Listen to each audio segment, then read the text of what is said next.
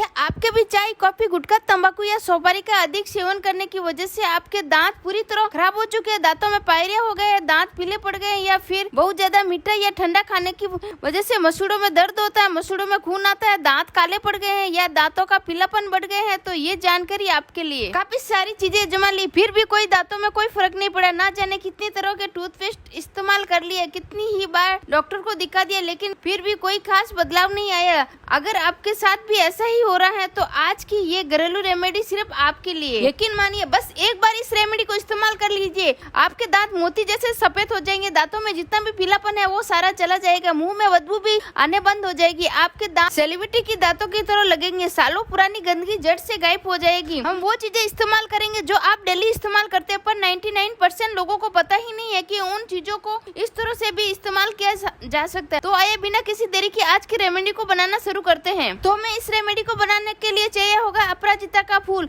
जी हाँ, वही अपराजिता जिसके फूल की चाय भी कई लोग पीते हैं और वो सेहत के लिए बहुत अच्छी होती है। अगर आपने एक बार अपराजिता के फूल को दांतों पर लगा लिया तो आपके दांत मोती जैसे सफेद हो जाएंगे और दांतों की जितनी भी समस्या है वो सारी जड़ से खत्म हो जाएगी। ये रेमेडी एकदम नेचुरल है, वो आपके दांतों को बिल्कुल भी नुकसान नहीं करेगी। यहाँ पर आपको ज्यादा नहीं, सिर्फ 4 से 5 अपराजिता के फूल लेने हैं। अगर आपके पास उपलब्ध नहीं हो तो आप इसका पाउडर ऑनलाइन भी मंगा सकते हैं, और अगर आपके किसी रिश्तेदार या दोस्त के यहाँ इसका पौधा हो तो वहाँ से भी आप सिर्फ इतने से फूल ला सकते हो। मैं यूं ही यहाँ पर अपराजिता के फूलों का इस्तेमाल नहीं कर रही हूँ। अपराजिता के फूलों में कई तरह के पोषक तत्व और एंटीऑक्सीडेंट पाए जाते हैं। तो सबसे पहले अपराजिता के फूलों के पीछे वाला डंडल आपको तोड़ देना है, क्योंकि इस रेमेडी में इसका इस्तेमाल नहीं करना है। मैंने जितने भी फूल लिए हैं उन सभी के पीछे वाले डंडल तोड़ दिए हैं। अब हम एक कूटने वाली चीज लेंगे जिसे हम चीजों को कूटते हैं, उसमें हम इन फूलों को डाल देंगे और थोड़ा सा पानी डालकर इन्हें अच्छे से पीस लेंगे, कूट लेंगे। ये फूल काफी ज्यादा मुलायम होता है, इसलिए यह बिना किसी मेहनत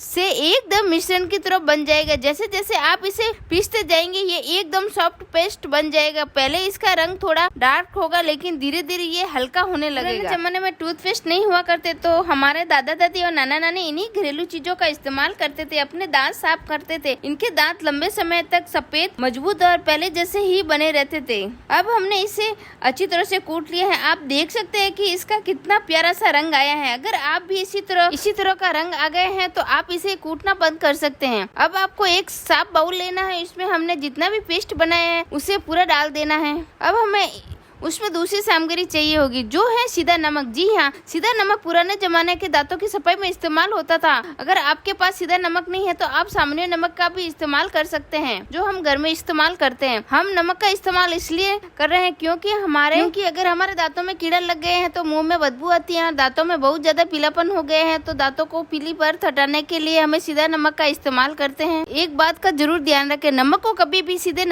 अपने दांतों पर ना लगे, इससे आपके दांतों की असली परत हट सकती है। इसके बाद आपके दांत खराब हो सकते हैं और पीले भी पड़ सकते हैं। अगर आपको नमक का इस्तेमाल करना है तो उसे किसी मिश्रण में मिलाकर करें, जैसे अभी मैं बता रही हूँ। जैसे यहाँ पर आपको ज्यादा नहीं, सिर्फ आधा चम्मच नमक लेना है। यहाँ पर मेरा चम्मच थोड़ा छोटा है तो आप देख सकते हैं कि मैंने सिर्फ आधा चम्मच ही नमक लिया है और इसे इसके अंदर डाल दिया है। अब आपको इसे तब तक मिलाते रहना है जब तक नमक पूरी तरह से मिश्रण में घुल ना जाए। ये मिश्रण अभी एकदम नीला है, लेकिन धीरे धीरे इसका रंग थोड़ा हल्का होने लगेगा। ये देखिए धीरे धीरे नमक घुलने लगा है। सीधा नमक में मौजूद प्राकृतिक खनिज मसूड़ों को साफ रखने में मदद कर सकते हैं। ये मुंह की दुर्गंध कम करने और दांतों मसूड़ों की सफाई में सहायक हो सकता है तथा मुंह की स्वस्थ बनाए रखने में मदद कर सकता है। वीडियो को शुरू से लेकर आखिर तक जरूर देखें। अगर आपसे रेमेडी का कोई स्टेप या कोई सामग्री छूट गई है तो आपकी रेमेडी सही तरह से नहीं बन पाएगी। फिर ये मत कहेगा कि रेमेडी ने काम नहीं किया है, इसलिए वीडियो को बिना स्किप किए अंत तक जरूर देखें। हम तीसरी सामग्री लेंगे जो है हल्दी। हल्दी हमारे दांतों के लिए सबसे ज्यादा जरूरी होती है। ये दांतों का पीलापन हटाने में मदद करती है। अगर आपके मसूड़ों में दर्द या खून आता है तो हल्दी उसे रोकने में मदद करती है, इसलिए हम इस रेमेडी में हल्दी का भी इस्तेमाल कर रहे हैं। हल्दी में curcumin, antioxidant, vitamin C, vitamin B और मैग्नीशियम जैसे पोषक तत्व पाए जाते हैं जो दांतों और मसूड़ों के स्वस्थ रखने में मदद करती है। यहाँ पर आप एक बात का जरूर ध्यान रखें कि आपको इसमें ना ही 1 चम्मच हल्दी डालनी है और ना ही आधा चम्मच, आपको सिर्फ 1 चुटकी हल्दी डालनी है और इसे इसके अंदर डाल देना है। जैसे ही आप इस मिश्रण में हल्दी डालेंगे मिश्रण का रंग पूरी तरह बदलने लगेगा और ये थोड़ा डार्क डार्क ग्रीन जैसा हो जाएगा। अगर आपकी रेमेडी में भी इसी तरह बन रही है और इसका रंग ऐसा ही हो रहा है तो समझ लीजिए कि आपकी रेमेडी बिल्कुल सही बन रही है। आइए अब देखते हैं कि हमें इसमें और क्या क्या डालना है। अब हम चौथी सामग्री ले रहे हैं जो है सरसों का तेल। सरसों का तेल पुराने जमाने में दांतों की देखभाल में इस्तेमाल होता था, हमारे दादा दादी और इसका इस्तेमाल करते थे। अगर आपके मुंह से भी बहुत ज्यादा बदबू आती है तो सरसों का तेल उसे काम करने में मदद करती है। यहाँ पर इस रेमेडी में आपको सिर्फ आधे चम्मच ही सरसों का तेल लेना है और इसे उसके अंदर डाल देना है। थोड़ा थोड़ा करके डालें और इसे अच्छी तरह से मिक्स कर दें। आपको सारी सामग्री को अच्छी तरह से मिलाना है। अगर आपने नमक डाला है तो उसे भी अच्छी तरह से घुलना तथा मिलाए। नमक पूरी तरह घुल जाना चाहिए। वीडियो के अंत तक बने रहें क्योंकि वीडियो के आखिर में बताऊंगी कि इसे रेमेडी का इस्तेमाल किस तरह करना है और कब करना और कितनी देर तक दांत साफ करने हैं। अब हम आखिरी सामग्री इस्तेमाल करें जो है कोलगेट। जी हाँ, अब वो टूथपेस्ट इस्तेमाल कर सकते हैं जिसे आप रोज इस्तेमाल करते हैं। यहाँ पर हम कोलगेट का इस्तेमाल कर रहे हैं। तो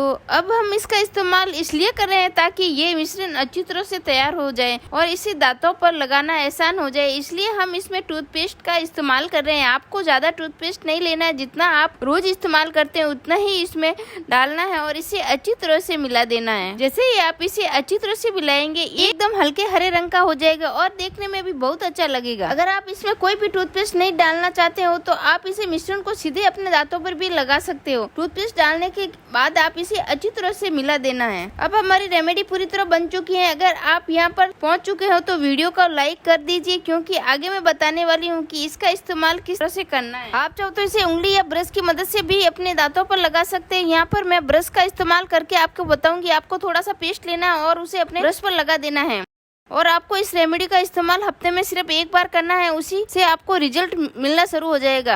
अब इसे अपने दांतों पर अच्छी तरह से लगाए, धीरे धीरे ब्रश करें। जहां दांतों पर ज्यादा गंदगी, पीलापन, कालापन या मसूड़ों में दर्द हो वहां इसे अच्छी तरह से लगाए और धीरे धीरे साफ करें। और जैसे ही आप इसे लगाएंगे आपको एकदम ताजगी का एहसास होगा और बहुत फ्रेश महसूस होगा। आपको ज्यादा नहीं, बस 2 से 3 मिनट तक इसे अपने दांतों पर रगड़ना है और इसके बाद मुँह धो लेना है। यकीन मानिए दोस्तों, रिजल्ट आपके सामने होगा और आप भी हैरान रह जाएंगे। अगर आपको वीडियो अच्छी लगी है तो और आपने इस रेमेडी को इस्तेमाल किया है तो वीडियो को जरूर लाइक करें। अगर आप अभी तक चैनल को सब्सक्राइब नहीं किया है तो चैनल को सब्सक्राइब भी कर लें। कमेंट में अपनी राय जरूर दें ताकि बाकी लोगों को भी पता चल सके कि ये रेमेडी कितनी असरदार है और उनको भी पता चलना चाहिए। अपने फ्रेंड्स के साथ भी जरूर शेयर करें मेरी ये प्यारी सी रेमेडी। मिलते हैं अगली वीडियो में, तब तक के लिए bye bye. Thanks for watching.